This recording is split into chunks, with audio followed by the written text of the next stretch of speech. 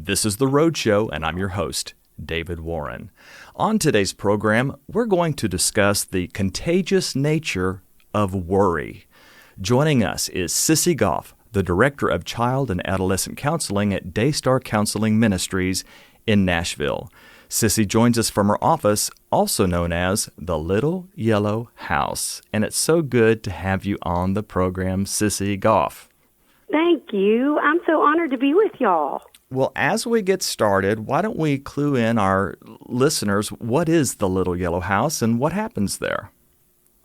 Well, it is a really sweet place where I have had the great privilege of counseling kids and families for 30 years, which I can't even believe.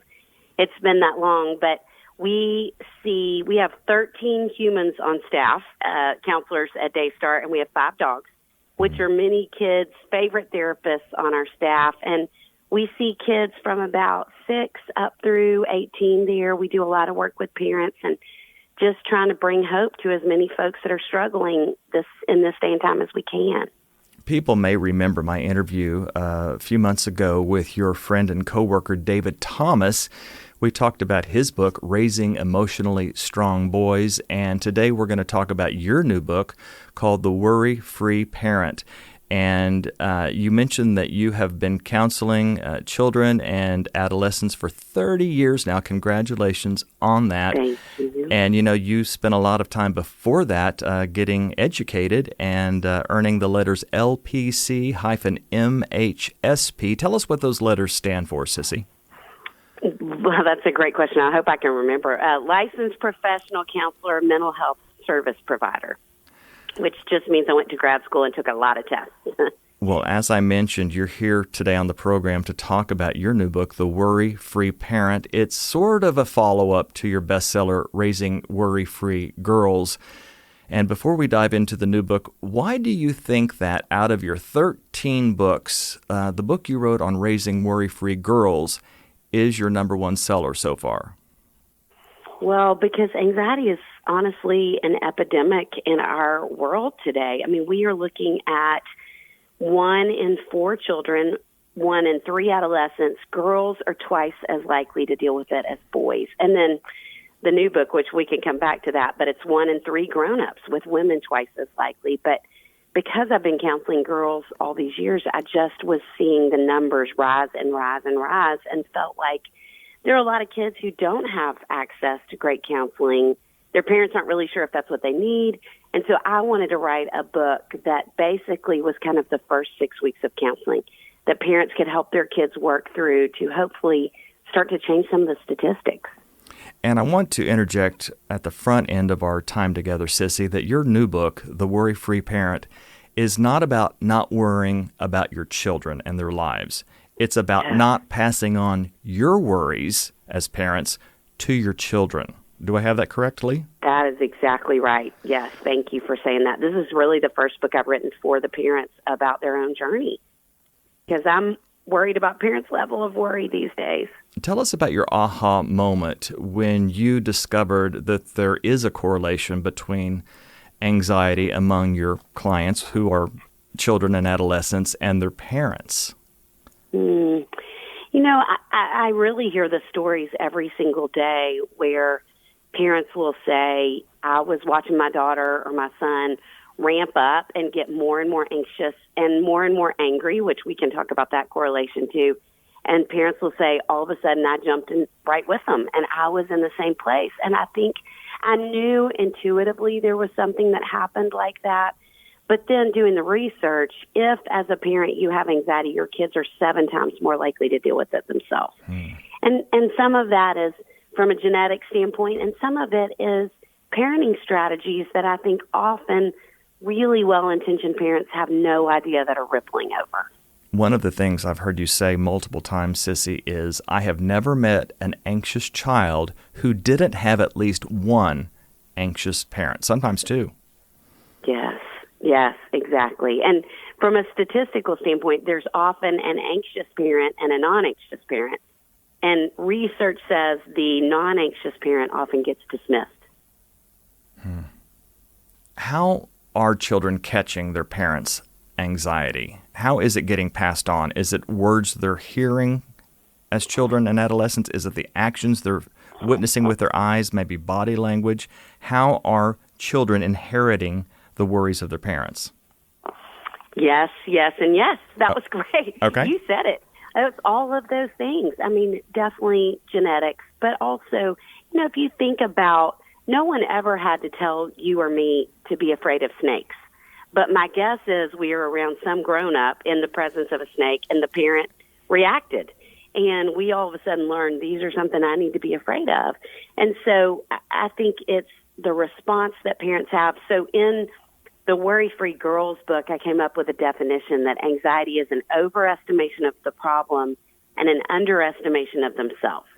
So anxious kids feel like it's too big, I'm too small, I can't handle it. And interestingly enough, the two most common parenting strategies in light of anxiety are escape and avoidance. So, of course, as a good parent, it feels like good parenting when my child comes upon something stressful that is causing them a good amount of distress, for me to pull them out of it.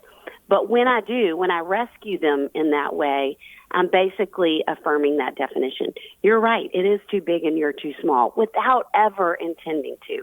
But I think that's really one of the biggest ways is when we rescue kids, that we're making the problem worse rather than better. You mentioned snakes, being afraid of snakes, and like maybe passing on that fear.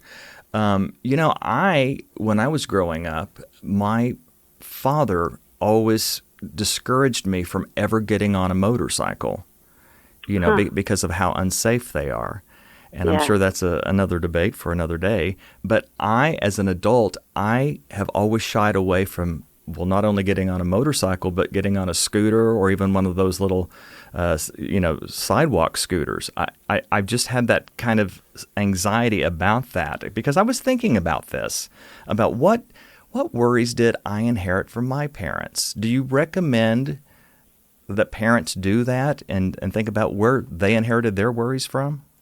Absolutely. I love that you brought that up. And I have a workbook that goes along with the book for that reason, because I think we've got to understand where our anxiety came from before we can see really how we might be inadvertently spilling over onto kids. I had an interesting experience at Daystar a couple years ago where a mom brought her daughter in. Mm-hmm. And, like we were talking about, Daystar is about as warm and engaging as it can possibly be. For a child to come in, it's this cute house. Our offices look like living rooms.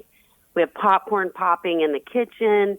And I know when a child comes to Daystar that just the house is going to do a lot of the work of making a kid feel comfortable. And so I came down the stairs knowing that this little girl was there who was there for anxiety, and she was 7, which, by the way, is the average age of onset. And you can't see me over the radio, but I have this really enormous smile, and I smiled at the little girl, and she smiled back at me and waved at me really big, and I walked over and said, "Hey, I'm Sissy. I'm so excited that you're at Daystar.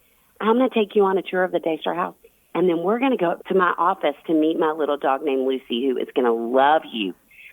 And this little girl popped up to follow me, and her mom grabbed her arm and stopped her and said, "Do you feel comfortable with that?" Which, her mom's bringing her to me for counseling. I would think she would feel comfortable with her daughter following me through the house. But this sweet, well-intentioned mom followed us on the whole tour, sat across from my door the whole time I was with her daughter, and I brought her daughter out when we were finished and brought the mom in, and I said, "Tell me about your family history." And just like you're saying, she said, "Well, I had anxiety when I was growing up, and my parents never understood me. And so I'm determined now to understand what's going on with her," which is what the mom was doing really to a fault. She was honestly making the anxiety worse because she was understanding it, but she wasn't helping her move toward coping strategies. And that's what kids need. That's what we need to be using in front of the kids we love. So as a parent, would you recommend, being such a pedigreed therapist, that we do sit down and think, okay, what do I worry about? What are things that make me uncomfortable? And think, was I raised in a household where those were similar worries? And then think, the opposite way. Am I prone to passing on those same worries to my children? Yes, I love that question. And I would suggest sitting down with a journal when you do that. I think it could be really helpful. Do you find that specific worries are passed on, or does it tend to be an overarching sense of anxiety is passed on? That's a good question, because part of what happens is basically if you and I were to line up a group of kids of different ages, I could almost guess what they're going to worry about the most. You know, we all have hundreds of what are considered intrusive thoughts every day. So worst case scenario thoughts, I really blew that thoughts, is my zipper up thoughts, you know, whatever they are. Mm-hmm. And if we're not anxious, that thought comes in and it goes right back out. If we're anxious, the thought comes in and it gets stuck. I talk about it with kids like the one loop roller coaster at the fair. And it loops around and around and around our minds. And so because of being different ages, it's going to shift as kids grow up. So a lot of younger ones, it's being away from mom or dad, something bad happening to them. They get a little bit older. I could not count the amount of kids anymore who have been to a birthday party and someone threw up. And so now when their tummy starts to feel the least bit funky, they think, oh, no, I'm going to throw up, to the point that their body gets on board and they actually get nauseated. They get a little bit older. My friends are going to think I'm annoying. And it continues to morph basically based on the things that matter the most to them at that age, okay, or the scariest thing they can imagine, which is why parents will say to me, I never had any anxiety until I had kids, because the thing that matters the most to you matters more than anything else ever has in your whole life. And so it's not really so much the subject gets passed on to kids as just the fact that we're anxious and we live in this heightened state. And the form that anxieties take is going to be based more on where any of us are in our development. You just said about parents not saying to you that they had not ever felt anxiety until they had children. Is that they just didn't realize that they were anxious before? I think sometimes. I mean, I spoke with a mom just this week who was type A, and if you're listening and you're type A, let me just go ahead and say we all have anxiety. But what happens is we just get really productive with it. We didn't necessarily maybe learn coping skills when we were growing up, and so we just learned to do a lot, and it made us feel better and more in control. And this mom, she didn't even realize that was what was going on. And so often, yes, we don't know that's what's at the root of some of the dread that we feel or the nagging thoughts that we have. And sometimes I think we are aware of it. And I definitely talk to parents who will say, I really wasn't anxious. And I think sometimes that's true. It just becomes more true when you have kids that you love so much. Well, the goal of today's roadshow, and really the goal of your new book, Sissy Goff, is simple: to stop the spread of worry from parent to child and to become a worry-free family. That's the goal.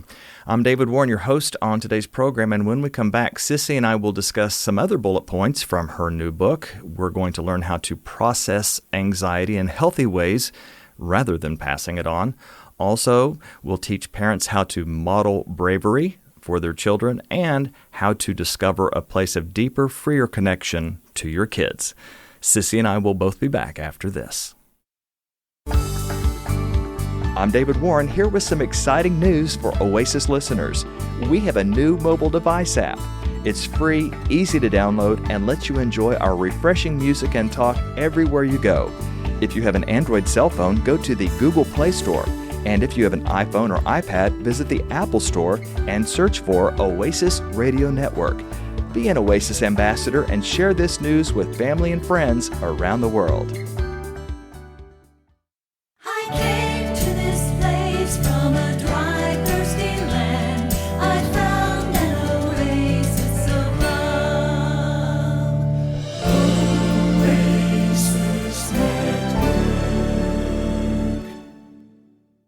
Sissy Goff is our very special guest on today's program, and she is the author of a new book called The Worry-Free Parent.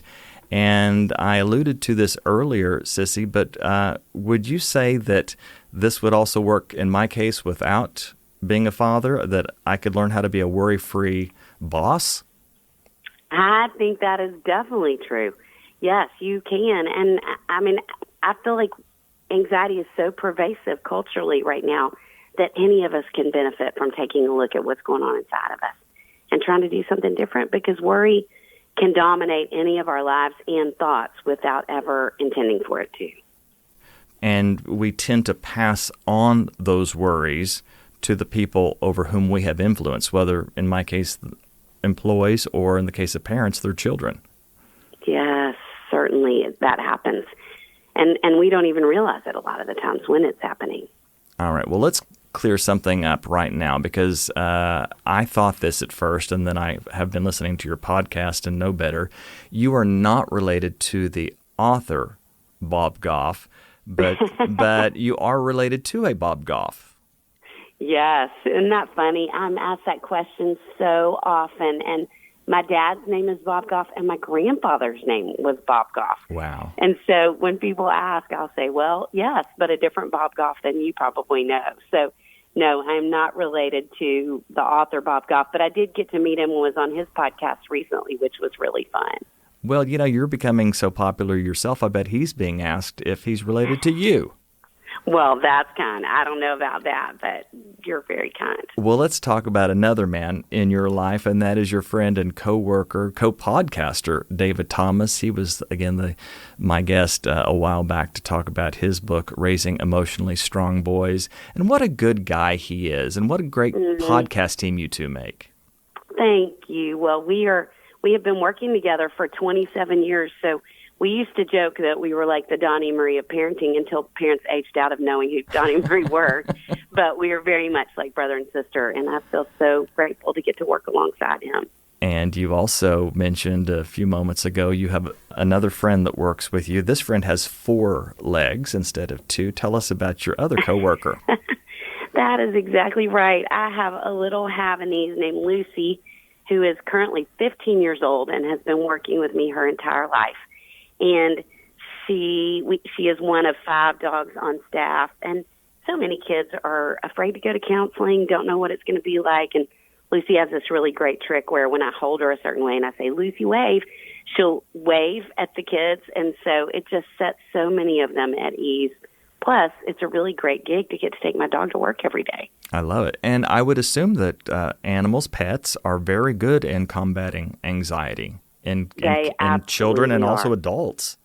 Yes. They actually release chemicals in our brain that ward off anxiety. And so we recommend, I think my favorite compliment ever is when I talk to a parent or run into someone who says, we got a dog because of you. And in fact, you may know this, David, but we were very closely connected to the Covenant School in Nashville. And we recommended, David and I went over and spoke to the parents of the students there the night after the shooting. And one of the things we talked to them about was how helpful it could be as their kids are processing all of these huge emotions to get dogs. And so I think we inspired like 20 dogs in our community, which is just such a gift and hopefully a gift to those kids as they're processing so much grief. Sissy Goff is with me today. I'm David Warren, and we are talking about her new book, The Worry-Free Parent, and another bullet point from the book is learning how to process anxiety in healthy ways rather than passing it on to our children, or again, in my case, my employees. First of all, let's talk a little bit about awareness, that we become aware when anxiety is knocking at the door. And how will we know when that is happening, Sissy? Ooh, that's a really good question. Dude, you have so many great questions, David. I mean, a couple of things I would say. One is I would want to know, is your thought circular or linear? Like we were talking about a minute ago, the anxious thoughts tend to loop around and around and around. And so is it looping or is it helping you move towards something productive? Because often we just get stuck in these anxious thoughts and we even think they're helping when they're not. So that would be one question. The second, I would say, is the emotion as a result of that thought bigger than the situation warrants? Because often our anxious thoughts will certainly be bigger than the situation warrants. And third, I would say, especially for parents, maybe for any of us, is your thought causing you to be progressive? So moving forward, helping your children, helping your employees develop more independence, or possessive, progressive or possessive. And in possessive, we're going to pull them close and not let them establish that independence that's really important for anxious kids or for any of us in growing as individuals. That's what that helicopter mom did, isn't it? She became possessive of her daughter instead of progressive about letting her go and have her own growth as a little girl. You nailed it. That is exactly right. Another thing about anxiety is, and I get all this from you, by the way. I'm not as smart as Sissy. I just read her book. And this rang true with me. I am an A-type personality. I imagine a lot of the hosts of the programs where you're interviewed, because we kind of, are in that leadership position and tend to be this type of personality. But understanding that when you're becoming anxious, you go from vigilant to hyper vigilant. And I think I have a tendency to do that. Can you help me out, Sissy? Yeah, it's a really thin line. And as like you're saying, as a leader in some type of job, as a leader in the community, and as a parent, vigilance is required. I mean, we have got to be paying attention to the kids that we love, to our employees. And there is a point that it crosses over into hypervigilance, where we can be consumed by thoughts, or we grow into, I always think I get really intense when I'm anxious, and I have this energy that, as you're talking about anxiety spreading, I think that energy that I can develop, I have watched it make other people anxious. I had a friend that I worked with for years. We have a little summer retreat program at Daystar, and I'm the director of it. And I had a friend who was the assistant director. And every once in a while she would say, Sissy, you're making my eye twitch. Because I just had so much intensity, and I would get so strongly into my agenda. And I think that's when, for me, I was moving to a place of hypervigilance. And so being aware, which is one of the tools that we can talk about with anxiety, being aware even of how those thoughts are registering in our body can help us know when we're moving to a place of hypervigilance. So, like, for example, my neck feels tight, or my back feels tight, or my face turns red, or something, right? These are indicators that anxiety is coming on strong. Yes, absolutely. Those are indicators. And that's where it starts typically, is in our bodies. Okay, let's talk about... Now, this is very scientific, folks, but so interesting. You talk about shifting from our thoughts being in the prefrontal cortex part of our brain, which is rational thinking, over to the amygdala part of our brain, which is the fight or flight thinking. Would you break that down, give us kind of a 101 in a scientific, how does anxiety work in our brains?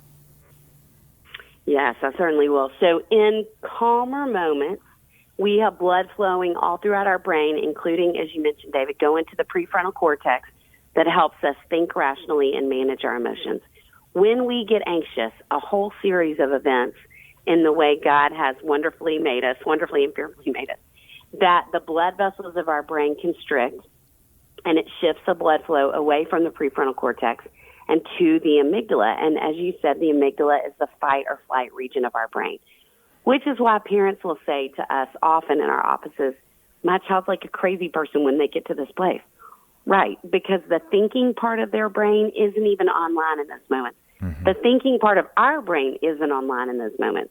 And so until we can calm our bodies back down, we cannot get to a rational place. And so no amount of trying to talk it through in the moment, if you have kids, trying to discipline your kids in the moment, none of that's going to work until we can all regulate our bodies again. And obviously, that's not to say don't discipline your kids, but I'm a huge fan of when any of us can tell our amygdala is being activated. I love a code word, and that we have a word we say like watermelon or whatever it is. And in that moment, that means we're going to pause. We're going to walk away from each other, do some deep breathing. And the way that I love to do it is to draw a square on your leg. And with each line of the square, we're going to breathe a different way. So first line, we breathe in for 4 seconds. Then we pause in the corner. Then we breathe out for 4 seconds. Pause in the corner. Breathe in for 4 seconds. Pause in the corner. And breathe out for 4 seconds. And 20 seconds of deep breathing begins the process of resetting the amygdala. That's all it takes. And so we want to calm our bodies back down and then come back and have the conversation. But we do get more and more anxious and more irrational the longer that's happening and the stronger the amygdala gets in those moments. Okay, let's role play a little bit here with what you just taught us, Sissy. you mentioned anger, and David Thomas, your coworker and co-podcaster, and I talked a lot about this when he and I were together here on the radio on Oasis, that boys tend to act out with anger, Yes. And so I'm going to assume by what you've just taught us that in their brains, their physical brains, their thinking went from the prefrontal cortex over to the amygdala, and now they're acting out being all angry. Now, you have a black belt in working with girls. What do girls tend to express when it's gone from the prefrontal cortex over to the amygdala? Well, often anger, especially with younger ages. So before they have the words to say, Mom, when you change my schedule at the last minute, which that's a huge trigger for girls, is unpredictability. And so transitions and unpredictability both. So when you change my schedule at the last minute, it makes me feel anxious. Instead of that, a 4-year-old, a 5-year-old, even a 3-year-old is often going to have really big emotions. Now, there is a point that I think for girls, those big emotions no longer go outward, but they go inward. And so we talk a lot about a continuum from kids being explosive to implosive. Mm-hmm. But truth be told, we could talk about it for ourselves too, that all of us fall somewhere along that continuum when we get anxious. And it may be that we get really angry, that we get strong, that we're like they tell you what to do with a bear, where you just get bigger in the face of a threat. Or it may be that we get quieter, but we walk away and are really angry at ourselves. And those are more of what are considered our imploders for kids or for us. And imploders are more perfectionistic. They feel more pressure.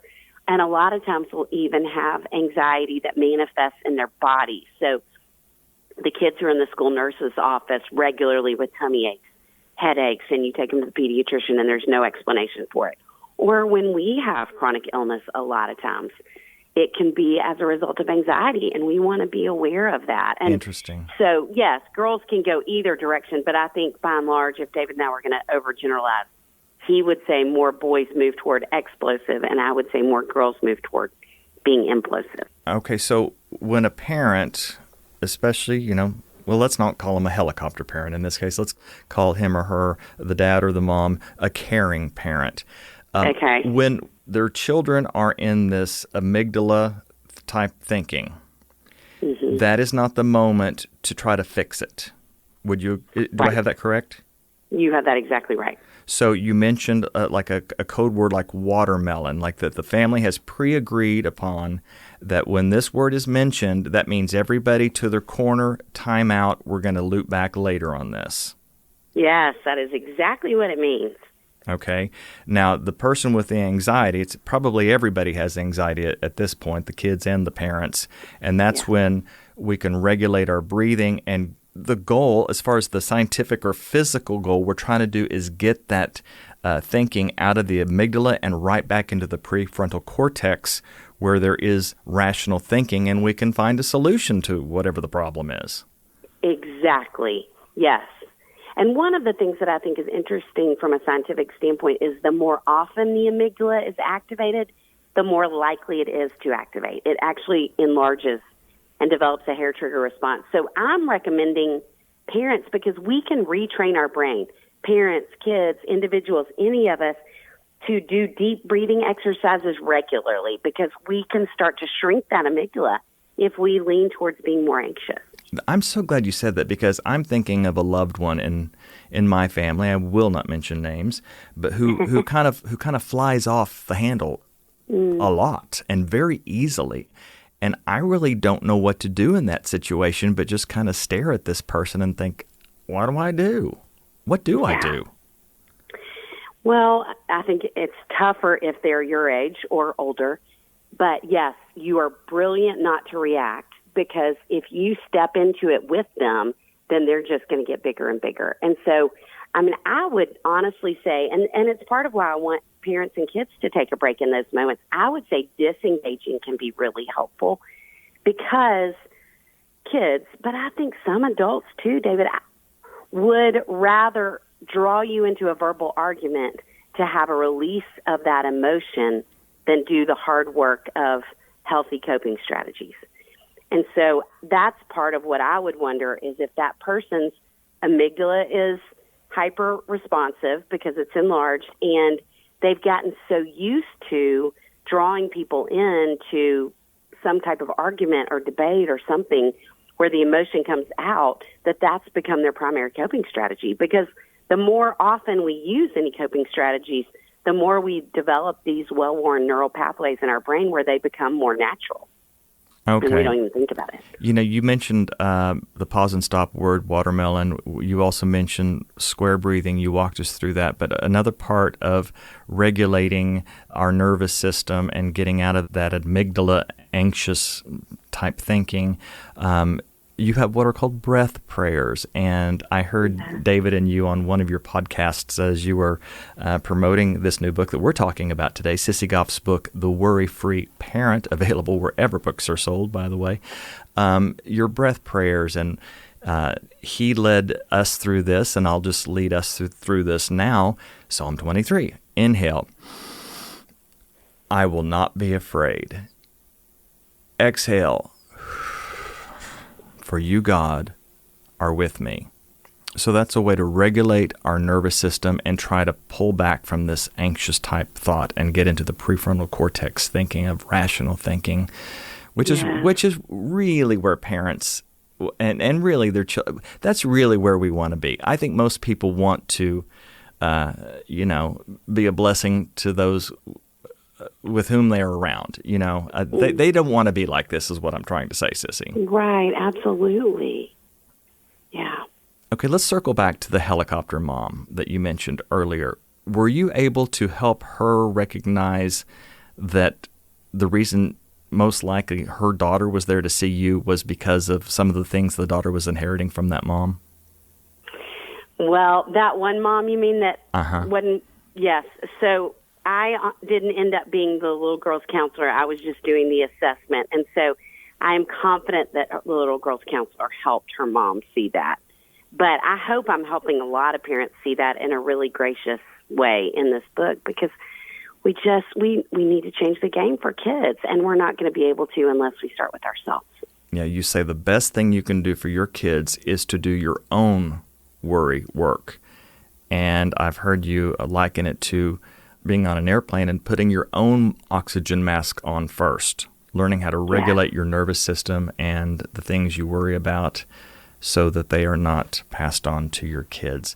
Well, I'm David Warren, and I'm talking with the incomparable Sissy Goff about her new book, The Worry-Free Parent. Again, this book is available wherever books are sold, and the audiobook is out now. And I was peeking on Audible earlier this morning at your other books, and if I saw it correctly, this is the first one you've read. Is that correct? It is, yes. I loved getting to do it. I was so honored and excited. All right. When we come back, we're going to talk about how parents can model bravery for their children. Sissy and I will both be back after this. The Road Show is a listener favorite which airs each weekday here on the Oasis Radio Network starting at 1 p.m. Eastern, 12 noon Central. The Road Show also has a great section on our website, oasisnetwork.org. There you'll find audio archives of select past interviews, plus guest lineup and contact information, and links to our Roadshow sponsors and its host. So join us for the Roadshow, whether on your radio, computer, or mobile device at oasisnetwork.org. Here's a little bit about today's guest, Sissy Goff. She is the Director of Child and Adolescent Counseling at Daystar Counseling Ministries in Nashville. She is the author of 13 books, including the best-selling Raising Worry-Free Girls. She speaks across the country at parenting events and co-hosts the chart-topping podcast, Raising Boys and Girls, with co-worker and our friend from before on the Road Show, David Thomas. And are you guys having too much fun doing this podcast together? We are having so much fun doing this podcast together.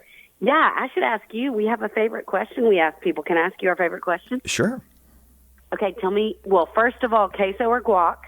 Guac, 100%. Okay, good choice. I love it. And what's your favorite taco? Taco? Mm-hmm. Okay, you're going to find this strange, but there's a new taco place in Tulsa nearby where I live, and they have, it's always corn tortillas because I love Latin America, and you just don't use the word flour when you're referring to a tortilla around a Latino. So corn tortilla, and they have a grilled salmon. Ooh. And it's got, like some relish or something on it, maybe some mango or something. And I think that's my favorite taco currently. That sounds amazing. Well, what's your favorite taco? You've got me interested now. Well, I have a favorite taco currently, and it is from a place that some dear friends of ours that we had on the podcast on National Taco Day. They have a fascinating story, Gabe and Keely Scott, and they have a taco that's just a chicken taco with a little bit of red onion and some salsa verde, and I don't know, something about that taco. Corn tortilla, of course, that they make in-house, but it just gets me. It's my favorite one currently. See, corn tortilla. That's right. I'm a big corn tortilla girl. Well, Sissy, we're talking about your new book, The Worry-Free Parent, and as we get to our next bullet point here, let me read a quote by you. To work through our anxiety, we have to do the things that make us anxious. And this takes us to the bullet point of parents modeling bravery. Let's talk about that. Yes. David says, which I love his quote, that kids learn more from observation than information. And so we can talk to them about tools, but I think most of us grew up with parents who didn't have a great understanding of an emotional vocabulary, didn't talk about feelings, didn't know how to model healthy coping strategies in front of us. And I can't even fathom what it would have been like to have had a conversation with my mom or dad. And in fact, I just had a mom and daughter sitting in my office, and the mom was doing a beautiful job with this. And one of the first things I do with kids who worry is have them give their worry a name. And this little girl, sometimes we'll call it the worry monster or the worry bug because it tries to bug them with these anxious thoughts. And this girl named hers Bob, which I have no idea why she picked the name Bob, but I loved it. And her mom was sitting, the three of us were talking, and her mom said to her, Bob has been bothering me a lot. And I told him to shut his mouth and leave me alone. And the little girl's face, she smiled so big because I think to feel like my hero, the person I trust most in the world, has worries too, which means it's not that something is wrong with me, which is often kids' default. And she's working through them, so I can too. I believe in myself like she does. Yeah, you're basically talking about we don't have to hide our worries from our children. Now, I can hear people pushing back on that in my head right now as they're listening. Yes. Do you want to explain that? Of course, we don't want to overwhelm our children, but we want to model that you worry as my young daughter or young son, but so does mom and dad. We worry too, but here's how we handle it. I'm so glad you made that distinction. Yes. I believe there's a difference in sharing our feelings with the kids we love and processing our feelings with the kids we love. And processing would be more like, I was so worried today, and I didn't know what I was going to do when I had to make a presentation at work, and I got so nervous, and I felt like I was just such a failure. That's processing, where we're sharing every detail. But sharing our feelings would be more like, I had to give this presentation at work, and I felt nervous, and it was fun. It went great, and there was no reason for me to get as worried, where we're just more sharing it for them rather than for us. And with kids, I think they need to hear, as grown-ups, either that we were okay in that or we're going to be okay. They need that reassurance. And we could talk about that even if we were talking about parents getting divorced or grieving as a family, that it is completely appropriate and healthy for kids to hear their mom or dad say, I'm really sad, or I've been having a hard time, but honey, I'm going to be okay.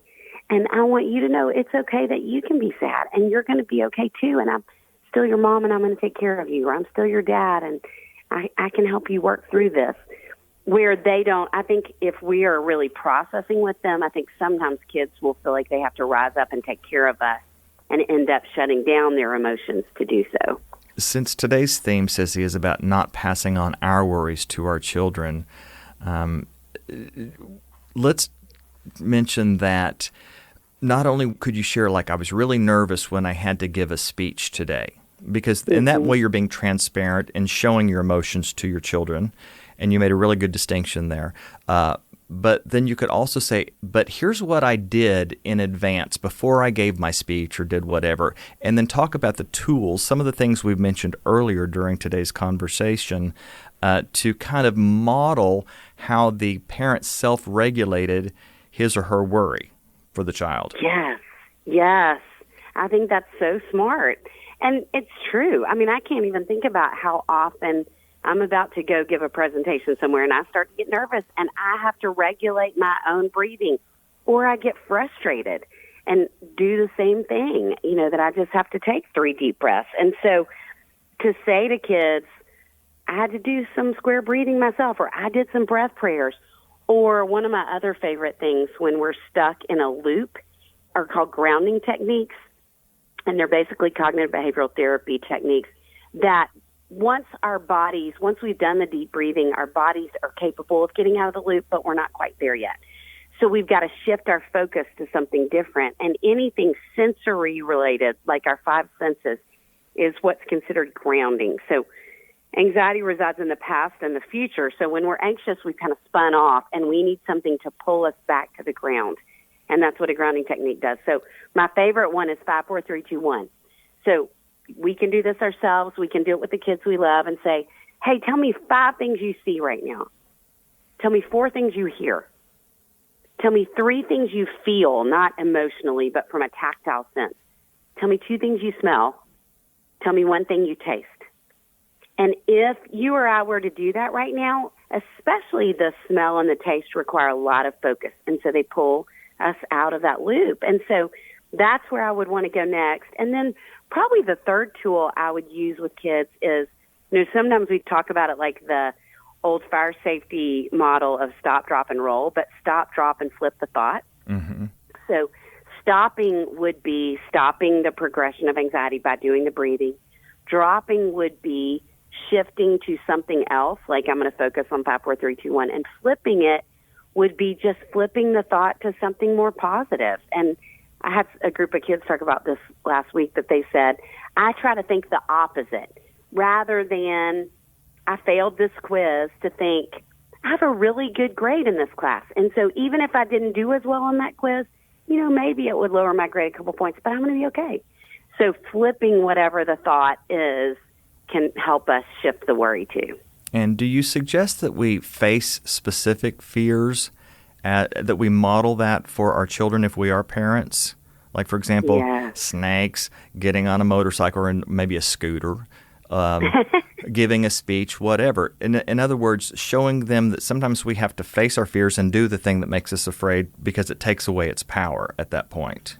Exactly. Yes. The truth is none of us are going to work through anything we're afraid of unless we are in the presence of the thing that makes us afraid or do the thing that makes us afraid, kids included. And so, yes, I think that is brilliant to talk with kids about how we go ahead and face our fears. And I think with us, with kids, we do that really gradually. If you cannot get your child out of your bed, you start with having them sleep on a pallet on the floor next to you, and then you move them into the hallway outside of your room, and then you gradually move them towards their own bed for a certain period of nights. But we're going to step into it rather than just jumping into the scariest thing. Hey, before we take our final break, Sissy, are you willing to tell us about a time that you faced a fear or a worry? Ooh, yes. Well, I can think of a lot of fears. Mine probably has progressively had more to do with public speaking or doing publicity kinds of things. Hard to believe. Because I tend to do that a lot in my life. What'd you say? That's hard to believe, by the way. Oh, well, no, certainly. And so my most recent big fear was I was on GMA 3. And, sitting in that chair right before I talked, I was doing deep breathing. I had to regulate my body because I knew I wouldn't do as well. And I think none of us do on whatever we're trying to do unless I could get my body calm back down. So I was doing it just a month ago, right before I did that interview. Well, Sissy Goff has been our very special guest. We're going to take one final break and be back with some final minutes with Sissy, but let me mention that she is the author of this book we've been talking about today, The Worry-Free Parent. Here's the subtitle, Living in Confidence So Your Kids Can Too. And this book is available wherever books are sold. Sissy is spelled S-I-S-S-Y, Goff, G-O-F-F. Again, the name of the book, The Worry-Free Parent. You can also find it on audible.com. And Sissy reads it and does a fantastic job of it. I also want to mention one more thing, and this is what we will spend our final moments on, and that is an accompanying workbook for adults, for the parents. And we can think of it as continuing education. We'll talk about that right after this.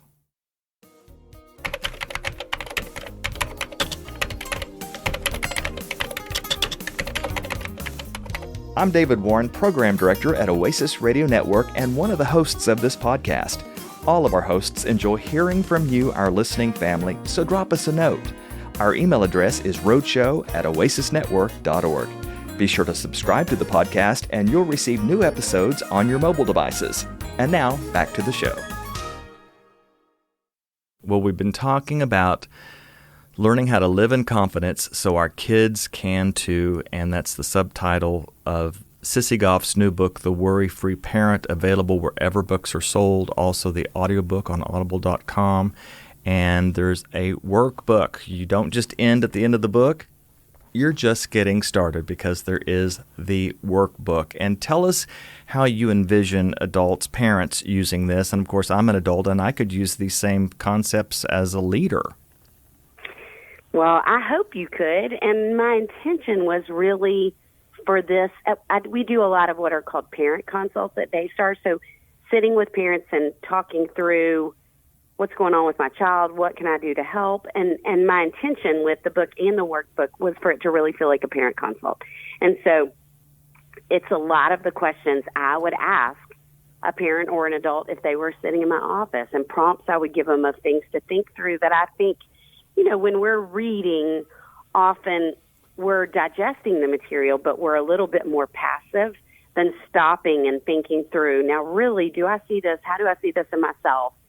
And I was hoping that the workbook would give parents, grown-ups, an opportunity to stop and look and think and write some about their own journey and about who they want to be as parents, because I think often anxiety keeps any of us, not just parents, it keeps any of us from being who we want to be in the world. And that is certainly not what I want anyone to experience, and I don't think we have to. Hey, Sissy, I want to end with kind of a bold, maybe a tough question for you, but if I as a parent think my child could really use some therapy, is that a sign that I, as the parent, could use some therapy? That's a really good question. I would say, I mean, I think therapy can be great for any of us. I agree. But I think as a parent, I would suggest taking your child in and maybe saying to the counselor, hey, I'm really open, and I would be willing to go if you think me doing my own work would be helpful for them. But likely, if your child is anxious, let me just go ahead and say yes. I think it'd be helpful. Okay. And don't you think that your workbook would be a good starting point if somebody does not have a therapist? Yes, I would certainly hope so. All right. Where can we get the workbook? Anywhere books are sold or through Amazon. All right. Sissy Goff, The Worry-Free Parent, both the book, the audiobook, and then the accompanying workbook are available. And so, folks, here's some great information for you. You know what to do at this point. Sissy, tell us your website, if you would. Yes, it's raisingboysandgirls.com. Raisingboysandgirls.com, and put in a plug for that wonderful podcast you and David Thomas do. We have a podcast called Raising Boys and Girls that we have a lot of fun with, and we also try to be really active on Instagram to help at Raising Boys and Girls and Sissy Goff, both places. Sissy, thank you so much for your time. You have done a lot of these interviews to promote your new book, and I'm so glad you said yes to the Oasis Radio Network, and I was really excited about this. You can tell I'm passionate about this subject, and I like to tell therapists whom I interview that I think I'm just a frustrated therapist wannabe, just to be honest here. But God has placed me in radio, so I'm glad I'm here to get the word out about what God has given you to do. And thank you for doing it for the kids there in Nashville and for all of your listeners around the world. Thank you, David. You're making a lot of difference in a lot of lives, so I'm so grateful to have the time with you. Well, thank you, Sissy. I'm going to read one more of your quotes as we say goodbye. You say, to look at your own life and deal with your own stuff is one of the best gifts you can give your children. For Sissy Goff, I'm David Warren, and it's been another great Road Show. You've been listening to The Road Show. If you'd like to write to us, here's our address. The Road Show, P.O. Box 1924, Tulsa, Oklahoma, 74101. Our email address is roadshow@oasisnetwork.org. The views of today's guest aren't necessarily those of this station, but we do appreciate and thank our guest for spending this time with us. The Road Show, an Oasis Network presentation.